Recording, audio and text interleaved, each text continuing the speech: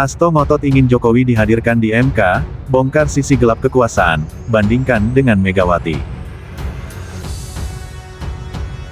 Kehadiran Megawati dan Jokowi di MK justru akan memberikan pendidikan politik bagi masyarakat. Namun sebaliknya, apabila tidak ada kesanggupan, maka hal itu semakin menunjukkan sisi gelap kekuasaan. Diketahui sejumlah pihak mendesak MK untuk menghadirkan Jokowi dalam sidang sengketa Pilpres 2024. Hal ini terkait adanya dugaan campur tangan kepala negara dalam memenangkan salah satu paslon. Menteri saja menjelaskan kau tidak bisa bertanya, apalagi presiden bikin apa? Apa urusannya? Ada sengketa pemilu kok presiden dipanggil ke Mahkamah Konstitusi. Begitu. Tentu nanti urgensinya ya, kalau Mahkamah memerlukan, lain lagi ceritanya. Gitu. Saya kira kalau diperlukan Mahkamah tidak ada masalah, tapi kan itu lain lagi urusannya. Apa urusannya sengketa pemilu? Malu-maluin ngurus perselisihan suara hasil pemilu kok presiden dibawa-bawa ke sana. Terutama mendapat perhatian yang sangat luas dan kemudian didalilkan oleh pemohon itu cawe-cawenya kepala negara. Nah, cawe-cawenya kepala negara ini, Mahkamah sebetulnya juga kita memanggil kepala negara, Presiden Republik Indonesia. Kelihatannya kan kurang elok. Karena presiden sekaligus kepala negara dan kepala pemerintahan. Kalau hanya sekedar kepala pemerintahan akan kita hadirkan di persidangan ini. Tapi karena presiden sebagai kepala negara, simbol negara yang harus kita junjung tinggi oleh semua stakeholder, maka kita memanggil para pembantunya. Dan pembantunya ini yang berkaitan dengan dalil pemohon. Presiden jadi simbol negara tuh. Presiden tuh dipilih dan bisa dibatalkan. Diskusi bahwa simbol negara menurut Undang-Undang Bendera Bahasa itu hanya bendera, bahasa, dan lambang negara. Presiden adalah pemegang kekuasaan pemerintahan. Orang bisa mengkritik presiden karena presiden sebelum dia bekerja kita sudah siapkan gaji, pakaian, semuanya. Tidak perlu pikir apa-apa. Siapapun jadi presiden, pokoknya keluarganya tenang hidup, kita siapkan semuanya. Tapi Anda harus siap saya kritik di tengah jalan juga, seperti itu. Jadi saya kira ini yang harus dipahami. Jadi orang bisa silahkan untuk mengkritik presiden. Karena masyarakat ini tidak tunggu kinerja dulu baru dia bayar. Sebelum dia bekerja sudah disiapkan gajinya, penghasilannya, mobil dinasnya semua, gitu kira-kira. Kalau dari sisi kebermanfaatan sangat bermanfaat. Karena tidak-tidaknya dalam permohonan kami Pak Jokowi sering disebut. Sehingga kemudian kalau beliau bisa datang, dia bisa membela diri dalam proses ini. Jadi cover both side. Bagus kan? Jadi dari sisi itu sih sebenarnya dia sangat bermanfaat. Sekarang mungkin atau tidak, kita melihat hakim itu mencoba memanggil 4 menteri dan ini tidak pernah dalam sejarah penanganan kasus Pilpres. Itu tidak pernah ada. Jadi kalau kemudian hakim memandang perlu untuk meminta presiden, karena banyak juga disebut dalam dalil-dalil dari para pemohon, itu menjadi menarik.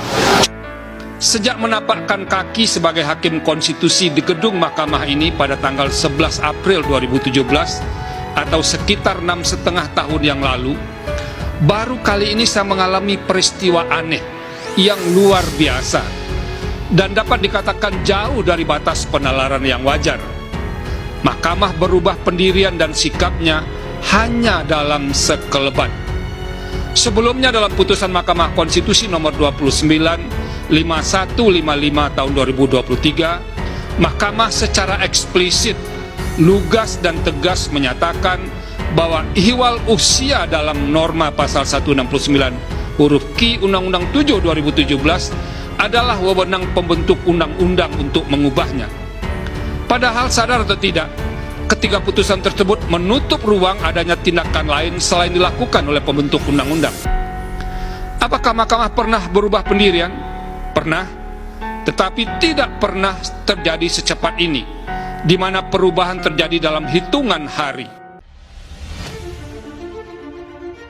Sekjen PDIP Hasto Kristianto ngotot menginginkan Presiden Jokowi hadir di Mahkamah Konstitusi.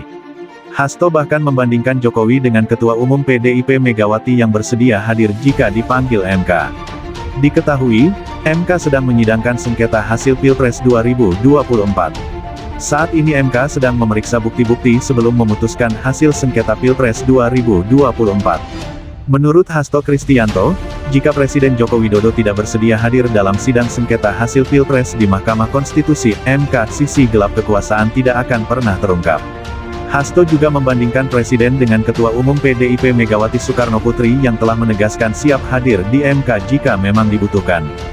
Hal tersebut disampaikan Hasto di sela-sela menjelaskan tentang permintaan pihaknya agar audit forensik dilakukan oleh pihak independen terhadap Komisi Pemilihan Umum, KPU, terkait dugaan berbagai dugaan kecurangan pada Pilpres 2024. Audit forensik terhadap KPU, kalau perlu juga terhadap saran dari civil society, Mas Usman Hamid itu minta agar Presiden juga dihadirkan. Kalau Bu Mega saja, ketika diminta oleh penasihat hukum 02, namanya Pak Oto Hasibuan, kata Hasto dalam diskusi bertajuk, Kejahatan Pilpres 2024, di kawasan SCBD, Jakarta, Minggu, tanggal 7 April tahun 2024. Ibu Mega saja siap dipanggil MK bahkan mengatakan, saya akan dengan senang hati. Masa, Pak Jokowi enggak mau hadir di MK? Ujar Hasto. Hasto menilai, kehadiran Megawati dan Jokowi di MK justru akan memberikan pendidikan politik bagi masyarakat. Namun sebaliknya, apabila tidak ada kesanggupan, maka hal itu semakin menunjukkan sisi gelap kekuasaan. Maka kita harus bersatu untuk melawan berbagai sisi-sisi gelap kekuasaan, kata Hasto.